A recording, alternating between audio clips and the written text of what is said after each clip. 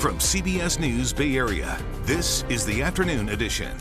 And good afternoon, I'm Ryan Yamamoto. Israel's ground invasion into Gaza could come at any moment, where they say their mission is to destroy Hamas in the wake of the group's brutal attack.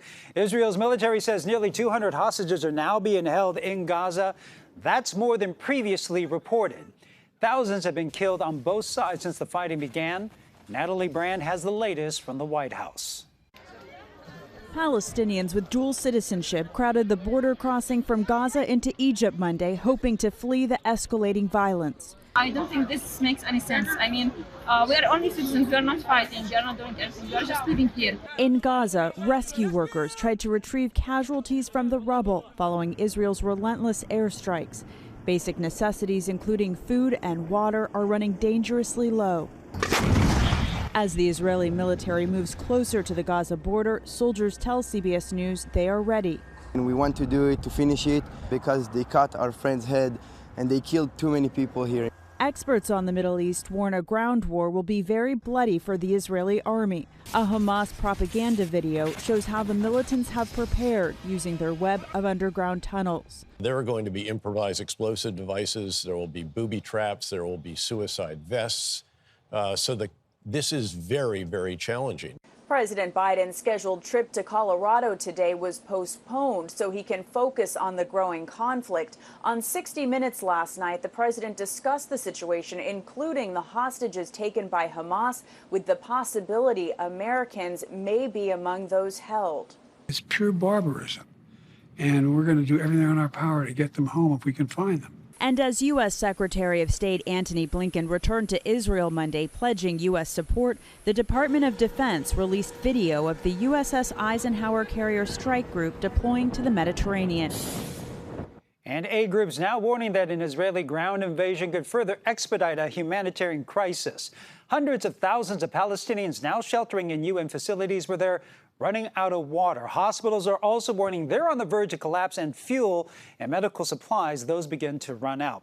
And a number of tankers with the United Nations did cross into Egypt to pick up essential supplies. U.S. and international mediators appear to be close to reaching a deal for ceasefire. That would allow aid to enter Gaza and allow foreigners to leave. The Egyptian-Gaza border was shut down nearly a week ago because of Israeli airstrikes.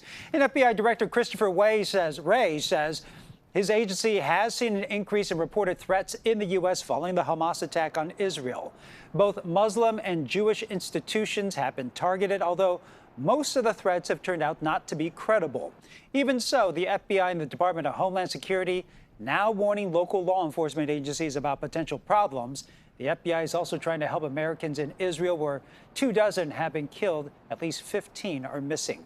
Back here in the Bay Area, San Francisco's district attorney is now warning about anti-Semitism in the city.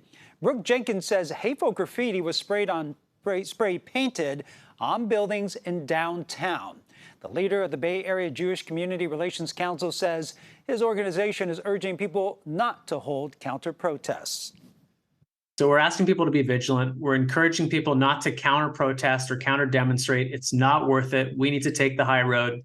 We're also doing a lot of multi-faith work right now. We're reaching out to elected officials and different minority groups who, we like to stand with for social justice. And thousands gathered at San Francisco's Ferry Building on Saturday to protest Israel's bombing of Gaza. And in San Jose, there was a pro-Palestinian rally organized by the Palestinian Youth Movement. That happened yesterday. And we'll continue to follow the latest developments out of the Middle East on air, streaming on CBS News Bay Area and on KPIX.com, where you can find live updates. And negotiations between teachers and the San Francisco Unified School District restart today. It comes days after union members voted to give their leaders approval to call for a strike.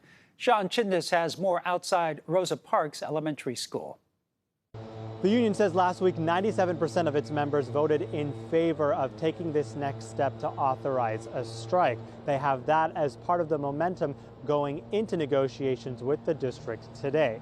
Now, there is still one more step, according to the union, before they would actually have a strike, and that is to vote on a date to begin the process. SFUSD's latest offer includes a $10,000 increase for teachers and a 4% increase for all educators in 2024. The union, that's the United Educators of San Francisco, they want to see an increase of $12,000 for all teachers, and they want that increase in 2024 for educators to be 7.5%.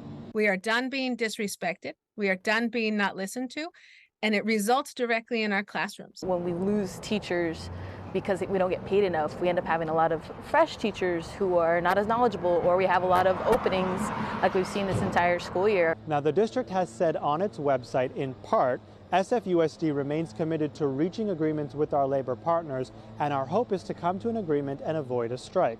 We value and appreciate our labor partners, and we also want to make sure that any agreement reflects our mutual understanding of what is best for students. The union says that their contract expired at the end of June in this year, and they have been negotiating since March. The last time they went on strike was 1979. Other top stories this afternoon. One of the biggest large pharmacy chains, Rite Aid, now filing for bankruptcy. In a statement, the company said it will restructure the company to reduce its debt.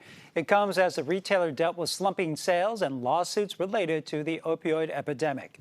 And the deadline to file last year's federal and state income taxes is today. This is especially for those in more than 50 counties in California impacted by the severe winter storms back in December and January. President Biden and Governor Gavin Newsom announced the extension earlier this year as a way to give Californians more time to claim a deduction for disaster loss. Volunteers and workers in Alameda County have officially started collecting signatures in an attempt to recall District Attorney Pamela Price. Recall advocates include people who have lost loved ones to gun violence in Oakland. On the other hand, supporters of Price have been holding their own events all across town. Leveraging people's pain and suffering in order to score political points and achieve a recall that's politically motivated is deplorable, right? It's disgusting. We need change in Oakland. It's getting worse and worse and worse. I've been living in Oakland. This is the worst I have seen. Recall organizers now hoping to collect about 90,000 signatures. They'll have until March to do so. Tributes have been pouring in for actress Suzanne Summers, praising her career and milestones. She died yesterday, a day before her 77th birthday. She's best known for playing Chrissy on the show's Three's Company. In 1980, she was famously fired from the series for asking for pay equal to her male co-star. Summers went on to star in the 90s sitcom Step by Step, authored more than 24 books, and became the spokesperson for Thigh Master. Summers was also in the George Lucas film American Graffiti, which was filmed in Petaluma.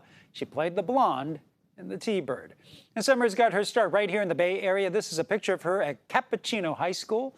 That's in San Bruno. Summers posted this to her official Facebook page in 2014, saying it showed her starring in the production of Guys and Dolls. Summers died after more than 20 years after a battle with breast cancer. In October is Breast Cancer Awareness Month.